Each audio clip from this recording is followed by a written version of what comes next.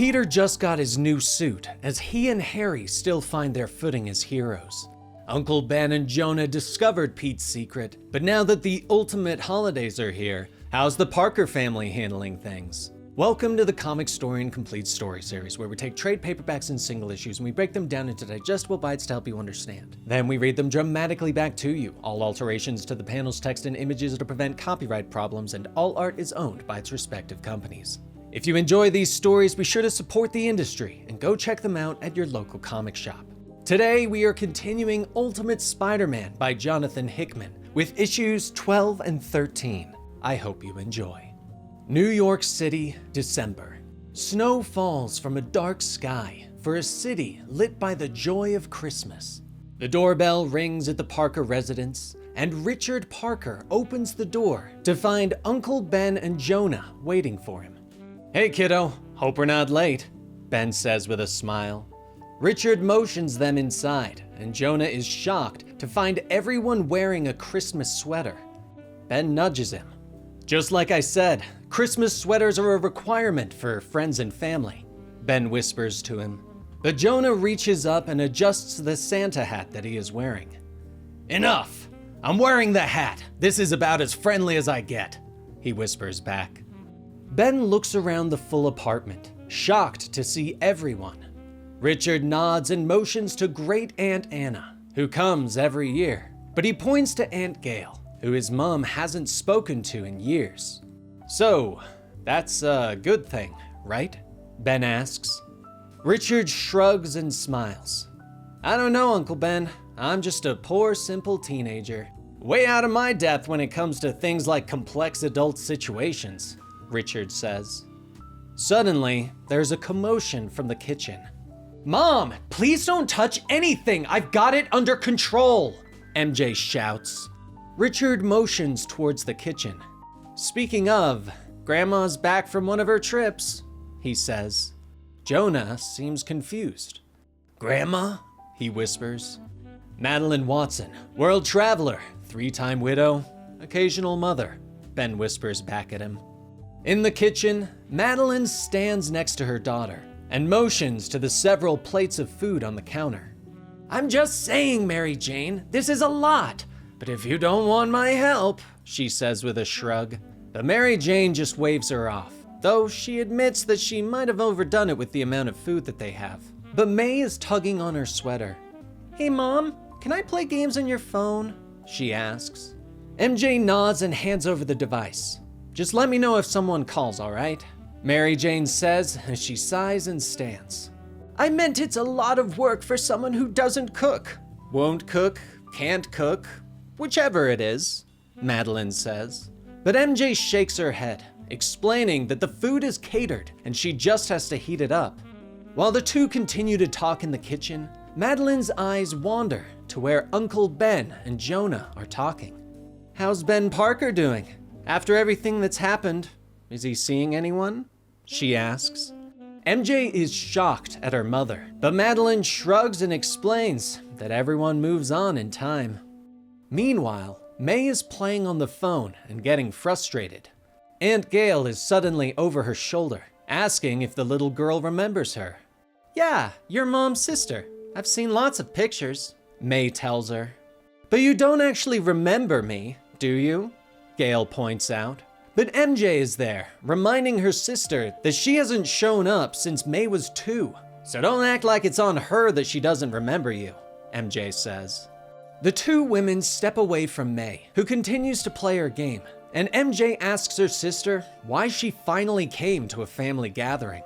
"Why show up after all this time?" MJ asks. Gail shrugs. "You can't just be happy to see me?" she asks. MJ nods. "I am happy to see you, if you can finally apologize for what you did," she says. But Gail shakes her head and tells her sister that she doesn't know what MJ is talking about.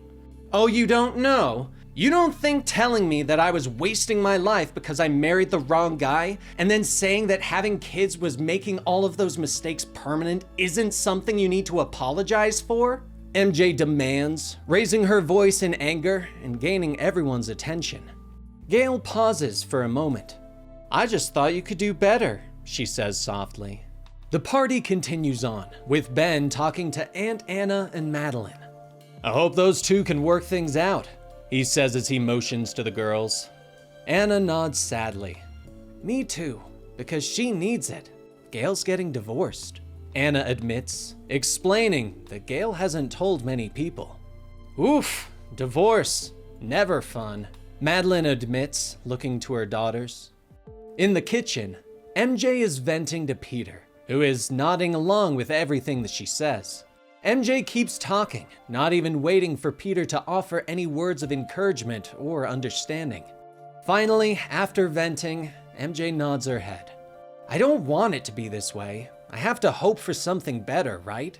MJ asks, turning back to her husband. Peter smiles at her. "Yeah, of course.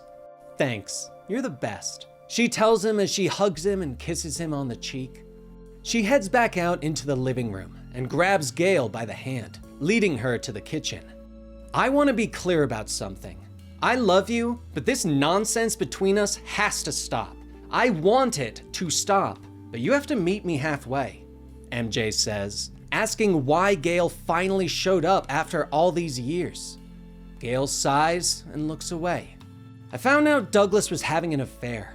I'm getting divorced," Gail says, explaining that not only has it been going on for years, but that several of her friends knew about it and didn't tell her. May comes over to MJ to tell her that Gwen is calling, but MJ waves her away, telling her to just let it go to voicemail, and she turns back to her sister. "So you need support? Someone to talk to?" MJ asks, but Gail shakes her head. She tells MJ that she came because she wanted to feel better, hoping that MJ's boring life would make her happy, but she shakes her head, explaining that MJ seems so happy that Gail wishes that she could have something like that. Finally, Gail apologizes for all the things that she said years ago, and MJ smiles and hugs her sister. "I forgive you, but don't do it again," she whispers. And so the night continues on, with everyone happy and celebrating, and Peter smiling silently from the kitchen. But the phone buzzes again, and May rushes over to her mother. "Mom, Gwen's calling again," she shouts. MJ finally takes the phone and steps into the bedroom. "Hello, Gwen?" she asks. Gwen's voice is filled with fear and confusion as she begins to speak. "Oh God, why haven't you been picking up? I'm losing my mind here. Is Peter there? Does he know where Harry is?" Gwen asks quickly. She explains that they are at their mountain house for the holidays, and Harry never arrived. It's been 6 days since she heard from him. "Does Peter have any idea where he is?" Gwen asks. MJ turns around to find Peter standing silently behind her. "Peter, did you hear what Gwen was saying? Do you know where Harry is?" she asks, reaching a hand out to her husband. But Peter is no longer solid. His skin and clothes are made of the goo that his suit is created from. "Oh my God, you're not Peter," MJ whispers as the black goo comes away with her hands. "Where is he? What did you do?" MJ asks. Peter turns around and looks at her, a smile on his face, the pure black of his eyes staring at her. "Merry Christmas," he whispers. Meanwhile, somewhere else, Peter and Harry are bound and gagged, dangling from chains as green liquid is pumped into their bodies through IVs. But Peter looks up and finds Craven the Hunter staring at them, a knife in his hand. January, New York City. Snow drifts over the streets. It's been almost 2 months since Peter Parker disappeared. But when the people of New York look up, they see the so-called Spider-Man swinging amongst the rooftops. But when this Spider-Man lands, he is clad in all black. He impacts on a nearby roof awkwardly and rolls to a stop, breathing heavily. Suddenly, the living suit slides away to reveal the face of Richard Parker. "At least that went better than last time," Richard notes as the suit slides off him and seems to become a solid Spider-Man again. "It sure did. You're improving at a remarkable rate, kiddo," the suit notes in Peter's voice. telling Richard about the time that Peter fell into a dumpster on his first time swinging as Spider-Man. And he has actual superpowers, the suit notes, its face morphing into a visage of Peter's. But Richard looks away. You know, it really freaks me out when you do that. Look like him? Richard says, asking the suit to just look like a suit again. The suit nods and returns to normal. Thanks. I understand why you do it, to pretend like things are normal, but Dad's been gone almost 2 months, and I'd just rather you not pretend when it's just us, Richard explains. The suit nods and looks out over the city, reminding Richard that it would do anything to protect him and the family, that Peter made it promise. Richard joins the suit at the edge of the building. Do you think he's okay? He asks. The suit nods. I know your dad's a fighter. He'll get up from whatever's knocking him down. And if it was worse than that, if he was gone, I would know about it. He says, explaining that he has a connection to the real Peter. So you can sense him? Then why don't you use that to find him? Richard asks. But the suit explains that it doesn't work like that he can't track him. Though, he suggested placing a sliver of itself inside Peter so that it could always locate him. But he didn't care for the idea, the suit admits. With their talk done, the suit slides back over Richard, allowing them to move back through the city. But Richard pauses for a moment and stares out over New York. Where are you, Dad? He whispers. Meanwhile, below Staten Island, the Mole Man is leading Kraven the Hunter into his kingdom beneath the earth. How long have you had them? Mole asks as he glances over his shoulder. I ask because no one likes to be surprised, Kraven. And he will like it less than anyone, he continued. Kraven shrugs as he continues down the stairs, noting that he has had them long enough to break them down and learn all he needs to know. Their strengths, their weaknesses. I tell you, my friend, I anticipate this being my greatest hunt, Kraven says. They finally stop, and Mole Man motions to the savage lands that stretch before them. Do what you will, I don't care, not one bit. Though you need to understand, this is not a soft land, Kraven. It is a savage one, Mole Man notes. Kraven nods, explaining that his hunt must be pure. The prey must be free, and the environment not just to my advantage, Kraven says, watching as a monstrous ape battles against a dinosaur. He watches the land for a moment before nodding. Yes, it is perfect, he says. But a new voice joins them. I see neither of you were paying attention to the Kingpin when he spoke, because he was very clear. So the question is, do your actions please him or anger him? Mysterio asks as he steps from the shadows in a swirl of green smoke. Kraven glares down at Mole Man. I told you we were to meet in secret, he hisses through gritted teeth. The Mole Man shakes his head and motions to their strange compatriot. Please, this was not my doing. I did not invite Mysterio, he says. Mysterio drifts forward, holding up his hands to calm them. Don't fight, boys. This is not on either of you. I simply come and go as I please. Whenever, wherever, he explains. He leans down, and Kraven watches his own reflection in the villain's domed head. I merely want to see them, Mysterio whispers. Finally, Kraven relents and brings both Mole Man and Mysterio to his secret chambers. There, they find both Harry Osborn and Peter sitting at a table. A vast meal spread out before them, bomb collars locked around their necks. Mysterio leans in, noting the craftsmanship of the collars. A different kind of cage for a different kind of animal, Kraven notes as he takes a seat. He motions to his friends, and Mole Man immediately starts to dig in. All this is, what, a final meal before the hunt? He asks as he bites into the meat. Kraven nods. Of course, there is a way things are done, After all, where's the sport in hunting a starving animal? He says. Craven looks at his prisoners, noting that at first he thought of making them fight each other while the six looked on. But he learned from his trials that neither man would have killed the other. It didn't lend itself to the kind of satisfaction I craved, Craven says as he takes a bite. He motions to the men, explaining that one is Harry Osborn, who has a vast fortune and a beautiful wife. The other is Peter Parker, with a perfect wife and children. Craven smiles. Such a hard thing to hold on to, perfection. So I want to see if he can, Craven notes.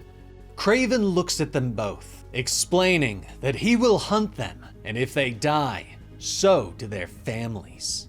But if you can kill me, then you and your loved ones are safe, he says.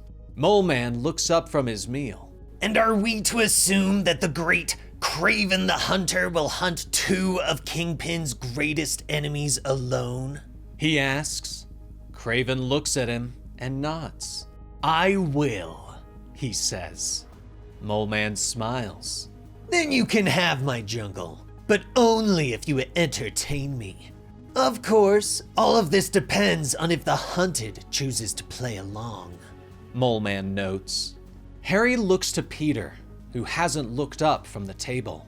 I'll take the deal, Harry says. Craven nods and looks at Peter.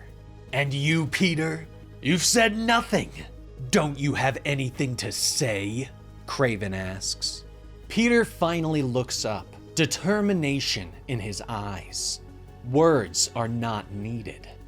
Craven smiles and leans forward. Ah, I see you, hero. I see what you are. So why wait? I give you the hunt, Craven whispers.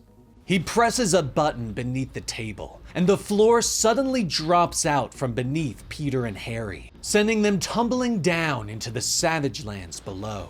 They fall through the air, plummeting towards the ground, but parachutes suddenly open up on their chairs, and they float into the trees before slamming into the ground. In moments, the two struggle to their feet. Oh, man, where are we? Harry gasps as he looks around the vast jungle that surrounds them. Well, we did fall down, so subterranean, I'd guess, Peter whispers. Suddenly, the collars begin to beep, but instead of blowing up, they disconnect. Craven's laughter issues from a small speaker in the fake bomb collar device, and he explains the rules of the game to them. He offers them 3 hours to prepare for the hunt, and then he will come for them. Oh, one last thing. You are in the Savage Land, and here it will not be just me who is hunting you. So please, comrades, do try and stay alive, Craven asks before the speakers go silent. Peter and Harry start running through the woods, with Peter suggesting that they try to reach the edge and find a way back to the surface. Hopefully we can evade Craven and get out of here without him noticing, Peter says. But Peter's spider sense suddenly goes crazy. He moves fast, pushing Harry out of the way as a dinosaur leaps from the bushes nearby. The creature claws at Peter, slashing through his clothes as he fights it off. He hits it again and again until the monster falls in a pool of blood. Wow, I suddenly feel pretty good about us getting out of this jungle alive, Harry notes. But Peter's eyes widen as more of the creatures charge at them. Meanwhile, back in the city, night has fallen, and Richard swings across the nightscape, unaware that someone is watching him. Suddenly, a razor flies through the air, cutting through his web line and sending him crashing onto a nearby rooftop. Richard groans as he struggles to his feet, and as he looks up, he sees a woman clad in black landing nearby. I have some bad news for you, Spider-Man, the woman says. Richard just watches her. Supervillain? He asks the suit. It appears so. the suit answers. The woman stares at him. I believe you know my father, the Black Cat. Well, I'm the new one, she hisses. And that is where we leave today's story. Richard has somehow picked up the mantle of Spider-Man while Peter is missing, and Peter and Harry are about to start the hunt for their lives. But what do you think is gonna happen next? Let us know in the comments down below, and like the video if you enjoyed it. I'm Dan with Comicstorian, and we will see you next time. Rest in peace, Benny.